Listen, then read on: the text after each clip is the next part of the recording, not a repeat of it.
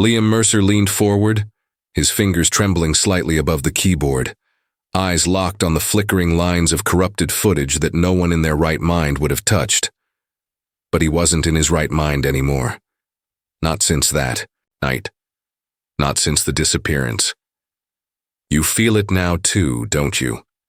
That weight in your chest? Not fear exactly, not yet, but the unmistakable sense that something has gone terribly wrong and can't be undone.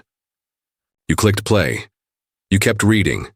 Something inside you whispered you shouldn't, but here you are, watching a sealed file open like a wound. It wasn't sent to you. There was no email, no sender, no signature. Just a file name in a folder. That wasn't there yesterday. Witness Thou 1, Annihilation.mp4. Your cursor hovered, and then it was too late. The first frame isn't much. Just static, a low hum, the sort of analog nothingness that belongs to an era long gone. But the timestamp in the corner tells you it's from tomorrow. That's not a metaphor, that's not poetry. It says, May 26, 2025, 02:39 a.m. And it hasn't happened yet. The hum grows louder, distortions ripple across the screen, and then, just for a second, you see her. The woman who started it. The woman no one remembers now. Anna Wyatt. But it's not her name that freezes your breath in your lungs. It's her eyes, because she's looking directly at you, not the camera. You. Her mouth moves, but the audio is corrupted. Still even muted, you read the words in the terrible symmetry of her lips. They're watching through us now. The screen cuts out, and the world is never the same. No one remembers Anna Wyatt. Not her family, not her friends, not even public records. It's as if she never existed, but you saw her. And the thing is, you know that face. Everyone does. But not from a school photo or a viral clip or a news story. It's deeper than that. You know her from your dreams. From that recurring nightmare where you're falling but the ground never comes, and a woman whispers something just before you hit. Something you never remember. Until now. Liam remembered. He remembered everything. And he remembered the question. The one no one asked, not even in the darkest corners of speculative forums or anonymous late-night streams, not in theory or fiction or paranoid delusion, because even the suggestion of it made your skin crawl, your ears ring with pressure, your bones feel suddenly foreign. A question so profoundly disturbing that entire civilizations might collapse under the weight of its answer. What if humans were never supposed to be prey? What if all this time, the visits, the disappearances, the whispers of abduction and quiet war, what if it wasn't because we were weak? What if we were being tested, contained? Liam didn't believe in ghosts, not really. He believed in data. He was a system forensics analyst in Arlington, Virginia, tasked with decrypting terabytes of classified data siphoned from compromised military satellites. On paper, his job was boring, night shift kind of boring. Until he found on the footage. It too started innocuously. A classified uplink ping from an orbital station codenamed Rake 7, supposedly defunct since 2002. The coordinates were over Siberia, nothing moved in the skies, and the signal repeated the same command line every 4 minutes. A dead satellite shouldn't talk. But Rake 7 didn't just talk. It watched, it recorded, and then it sent Liam 33 seconds of a battle that should not be possible. It showed a clearing in the Tunguska region, winter-dead trees standing, like blackened ribs and something like a man, though too tall, too fluid in motion, approaching what appeared to be a human. A real human, shirtless in the snow, barefoot, standing calm as a stone. His name, according to the clipped metadata, was David Rourke, a former Navy SEAL presumed KIA in 2019. But he wasn't dead, not in this footage. The Knot Man bowed. Its voice echoed as if layered in metal. I am the Warfather of the 6th Sildari Dominion. I come to test your species, submit your strongest. David said nothing. He didn't flinch. The thing lunged, moving at a speed that blurred the lens, faster than thought, faster than light. David moved once. The footage ends with a sound not meant for human ears. A sound that made Liam bleed from the nose, that made his dog bark itself, hoarse that made every light in his apartment flicker and die. But worse than that sound was what followed. A black screen, a single word. Annihilated. Not defeated. Not destroyed. Annihilated. There was no body, no wreckage, just silence. The kind of silence that hurts. He tried to report it. He tried everything. And that's when people began to vanish. People Liam mentioned the file to. Co-workers, friends, his sister. First, they stopped returning messages. Then their phones disconnected. Then their homes were emptied out like they were never there. No trace. Even their digital footprints wiped. But Liam remembered. And now, so do you. 3 nights later, Liam heard it. His television unplugged, turned on at 3:13 a.m.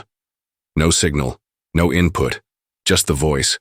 His father's voice, who'd been dead since 2014. Liam, you have to run. They know you've seen it. Then static. Then nothing. But he didn't run. He looked closer, he dug deeper, and he found it. The protocol. Buried under layers of false flags, inside DARPA's encrypted archives, Liam unearthed Project WYRM, a contingency plan detailing contact scenarios with what they called post-terrestrial dominance entities. Not aliens, not visitors, but wardens, jailers, cosmic observers tasked with ensuring species remained within their growth bands. Humanity, it turns out, had broken past its assigned threshold. Our intelligence, aggression, and adaptability exceeded projections by 60%. We weren't supposed to advance, not like this. They sent the Seldari to cull us, and we sent David Rourke. Only it wasn't a fight. It was a warning. They didn't expect a human to win. They didn't expect one to annihilate one of their oldest warriors with a single movement, and now they're coming, not to conquer, not to reason, to erase. David disappeared. No one knows. Where? Some say he burned himself out doing what he did. Others believe he broke through, that he found the edge of the cage, that he's waiting. And then came the last message. Not from Liam. From you. Yes, you. Because when the footage ended, your camera turned on, only for a second. Only long enough for a message to upload. You didn't see it happen. But it did, and now they're looking for you. Because you opened the file, you looked into her eyes, you heard the whisper, you remember the question, and you're not supposed to. But the most terrifying thing isn't that they're coming, it's that we might not be alone in the fight anymore. Because somewhere, just hours ago in the middle of Kansas, a child was born. She opened her eyes and spoke a word no one on earth should know. Seldari. And then she smiled. End of file. Transmission paused. She opened her eyes, said hop in Seldari.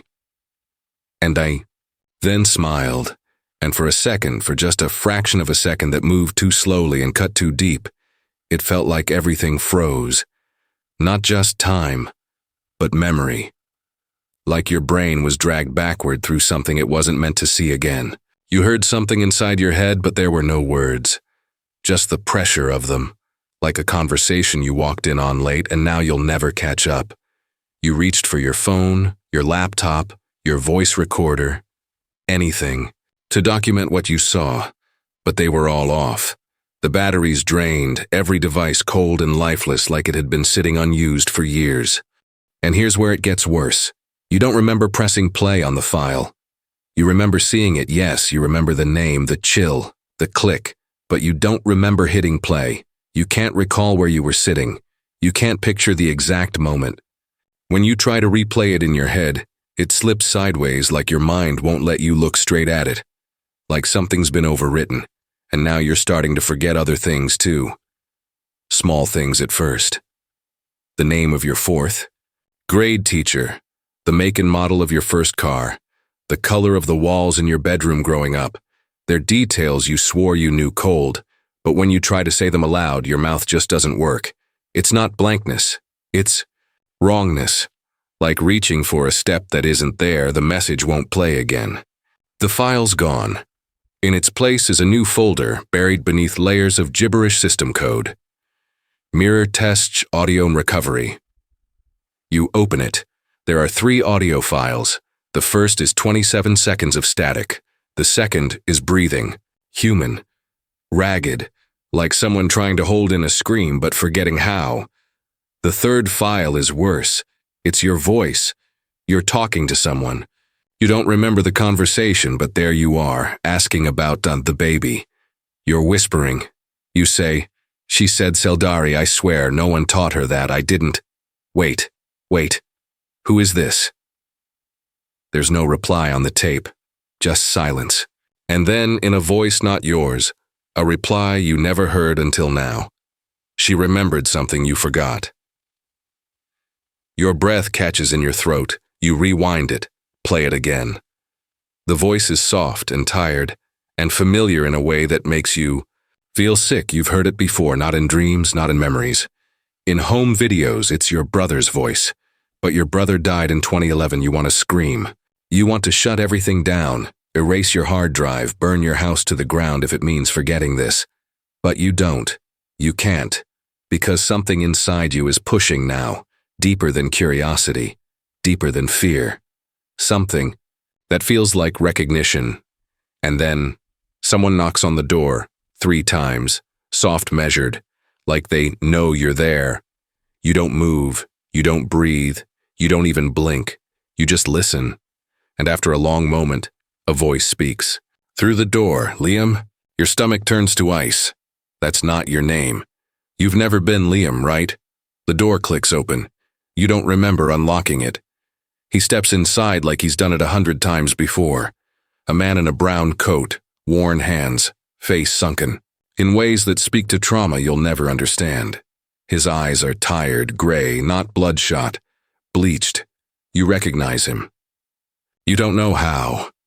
He speaks gently, like he's afraid you'll break. You're not ready to wake up yet, but I needed to see if you still remembered the name. Your mouth opens, but the words don't come. I know it's hard, he says, walking past you like you're just a shadow. They scrub it every night, but sometimes things bleed through. You ask his name. He hesitates. Call me James.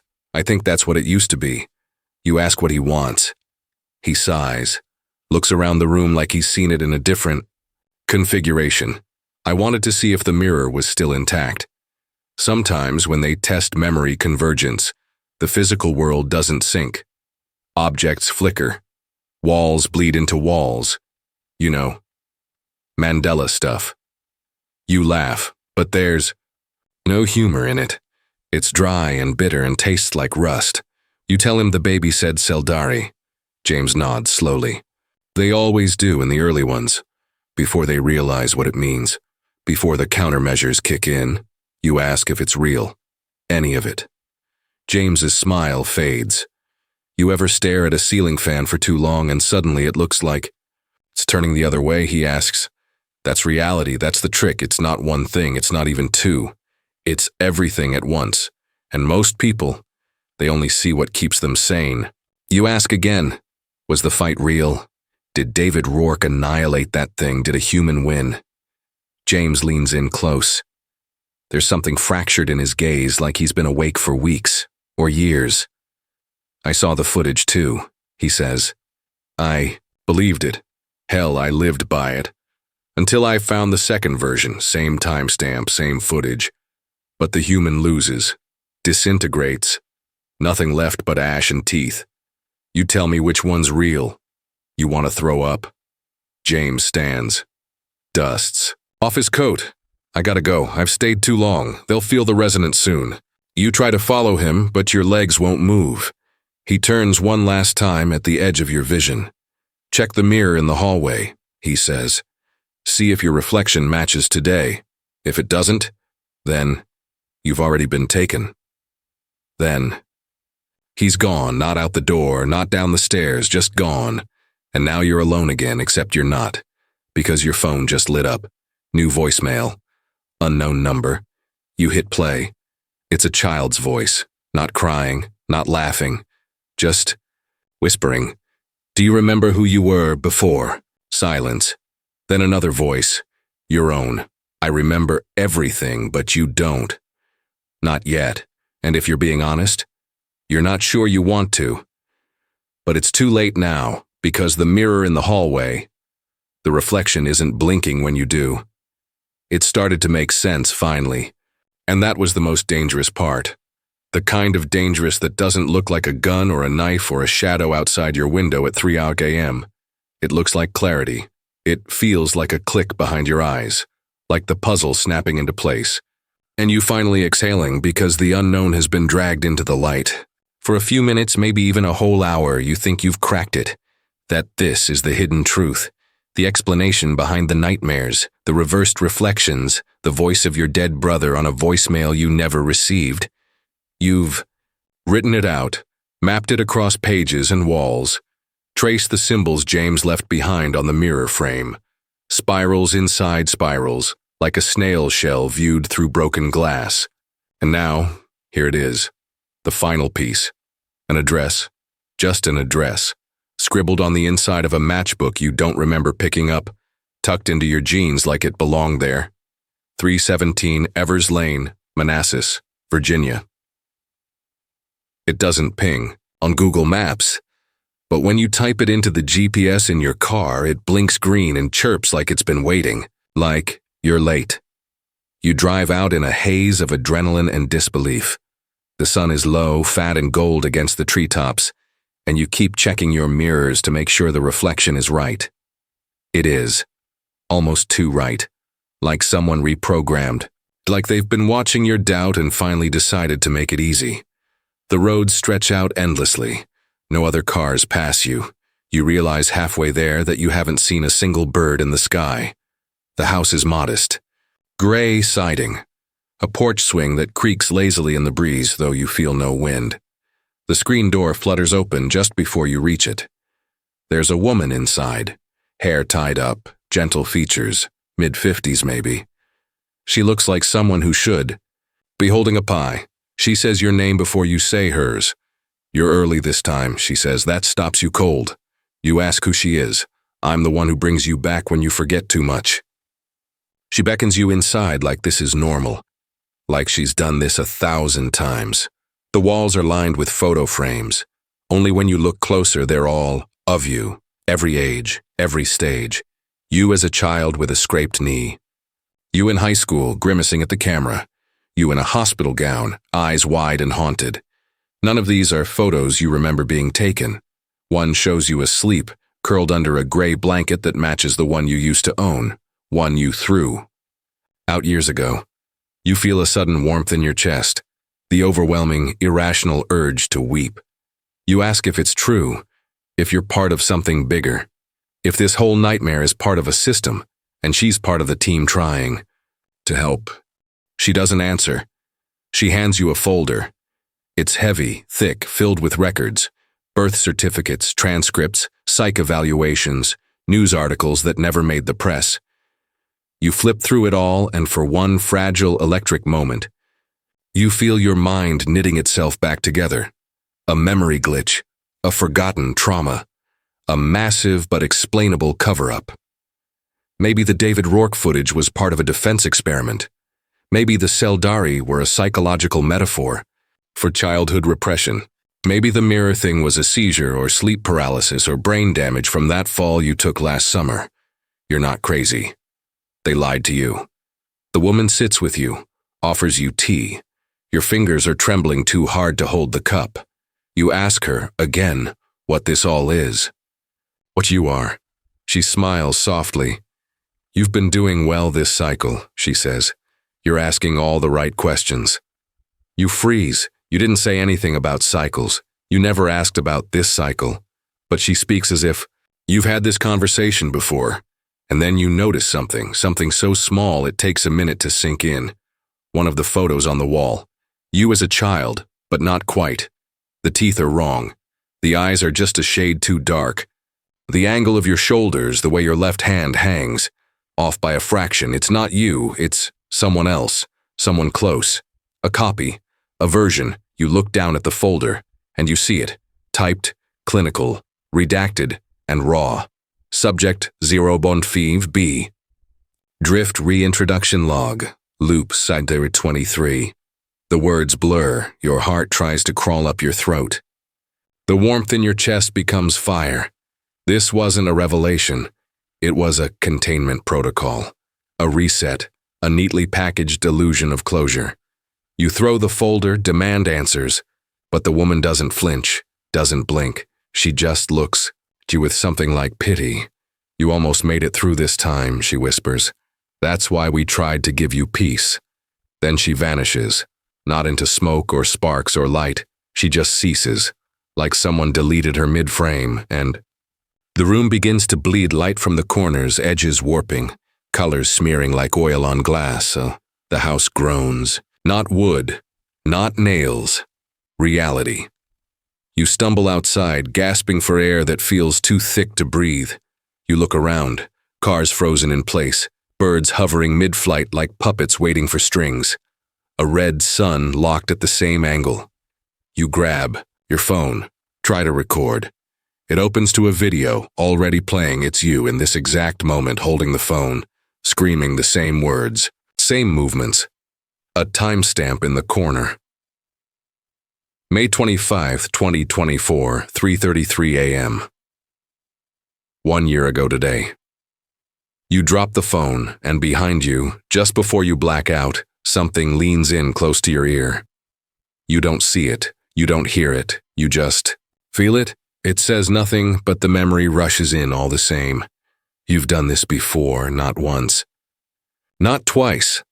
Dozens, maybe more. And suddenly everything you've seen, Anna Wyatt, James, David Rourke, the baby, they weren't people. They were anchors, tethers in the drift. And now you're starting to remember what happens next. The part that makes people disappear, the part that made you disappear, and it's starting all over again. End of cycle. Replay suggested. But this time, look closer at the eyes. You weren't supposed to see the others. They've been watching, not just you but us, quietly, from the seams of the footage, the corners of mirror frames, the skipped seconds in old VHS tapes that never quite played right. They don't move unless you forget they were there. Their presence isn't marked by footsteps or shadows, but by absence, that hollow space between one thought and the next, when your brain misfires and you wonder what you came into the room for. That feeling that someone else has already lived your life 2 seconds ahead of you, and now you're just catching up. The messages started showing up in your dreams first. Not words, symbols, spirals wrapped in threes, circles with seams that never closed, eyes inside eyes inside eyes. You dismissed them, maybe too much coffee, maybe stress. But when you woke up one morning and found that same spiral burned into the frost of your car window, backwards, you started to realize you were never dreaming alone. Someone else saw, too. Someone else sent it. And suddenly, every billboard looked like it was blinking in code. Every static burst on your radio felt like it was layered. Every flock of birds, every airplane contrail, every broken streetlight felt positioned. Not random. Not chaos pattern. There were others like you. You learned this not because they reached out, but because they didn't. Their silence was louder than a scream. They left fragments, pages ripped from journals left in bus station, bathrooms, burned letters mailed from ghost towns, audio files with no metadata, left in file shares that disappear once opened, all carrying the same undercurrent. We remember you. Or worse, we were you. One day, you stumble across a USB drive jammed behind a loose panel in your wall. Your wall. The place you've lived in for 5 years. It's not yours. You never installed that panel. You never noticed it before. On the drive is a single file, no title. Just a playback window and 23 minutes of handheld video. Shaky, raw, old, grainy enough to predate smartphones, but recent enough to show someone wearing your exact sweatshirt, walking through a hallway that looks just like the lab in your dream. Last Thursday, they're talking to the camera, whispering fast. Paranoid. If you're seeing this, then I'm gone again. Or reset or replaced. Listen to me. They don't erase everything, they hide it in you. You think you're just forgetful, but that's them. That's the overlays breaking down. Check your birth certificate, your real one. Check your school photos. You'll see it. The faces change, yours doesn't. You pause the video, your hands are shaking. When you unpause it, the figure leans in, like they're about to give up something final, something holy. Find the date. It's always the same. September 11th, 2004. The broadcast they buried. The transmission that never made it to the air. That's when they started mapping us. When you disappeared. You pause again. That date. You remember that date. Not because of what happened publicly, but because your uncle vanished that morning without a trace, and your family never talked about it. His car was found, keys in the ignition, radio, tuned to static. You always thought it was a breakdown, a tragedy. But now, as your brain claws through years of denial, you remember something impossible. He'd said goodbye to you the night before, held your face in his hands and whispered, "They won't know you in the morning. Don't answer the door." You didn't understand then. You do now. They've been running simulations, lives inside, lives, testing for resilience, mapping deviations. You've been observed every time you felt watched in an empty room. It was never paranoia. It was signal echo, residual data. You weren't malfunctioning. You were right all along, and now a third voice enters the story. Not in your dreams, not in a video, but in a text message from a number with no contact. They'll say I'm lying. They always do. But I was there when the first one remembered. Her real name. I was there when the footage was buried. I've seen the exit point, and it's not a door. You reply, "Who are you?" The response takes 13 minutes. Not who, what. I was an observer, until I started forgetting my own logs. The texts keep coming, each one more broken. Grammar slips, syntax collapses, but meaning holds. We thought the humans were the test subjects. We were wrong. You're not the dreamers. You're the dream. You stop sleeping. Your mirrors start showing different versions of you. Some older, some younger, all hollow in the eyes. You receive emails with corrupted attachments titled, "Found footage from 20 years ago." You can't open them. Your system crashes each time. One time you see it freeze on a frame. A room like yours, a person with no face, holding your old teddy bear. And one day, in the fog of sleep deprivation and static and flickering lights, you remember something else. Not a dream, not a memory, a rehearsal. You've done this before. You've said all these words before, and somewhere out there, they're watching now, not them. Not the overlayers, the others, the ones who got out. They can see this, hear this, feel this story unfold through you. You're the conduit, you're the infected file, and they're waiting to see what version plays next, because the truth is spreading now, quietly, in fragments, in comment sections that vanish, in DMs that delete after you read them. In that look someone gives you on the train, like they know you, and they shouldn't.